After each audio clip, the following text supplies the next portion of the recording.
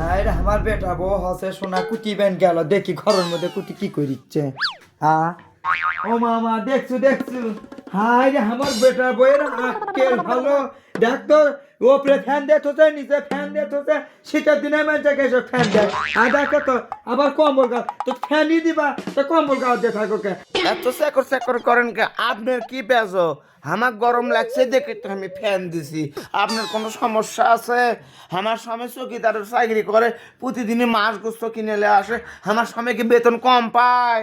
দেখ তো শরীর সাথে মুখে মুখে তর্ক করে হাই রে আজকালকে বেটার বউ বিজোর মার গাছ দেখ তুই তা কোথা করছি মনে হয় ফ্যান আরো সাইডে দিবি আরো এনে দিব নাকি আমার বেটা চকিদারি চাকরি করে সে কোথায় কৃষক মানুষ কয়া লাগবি আমি কই আমার বেটা দিছি চাকরি করে তো তোমার সেই জন্য করে কে ওই ফ্যান দিয়ে দিয়ে থাকা লাগবি কম্বল গাছ দিয়ে থাকা লাগবি আপনি জানতো আপনার কি সমস্যা?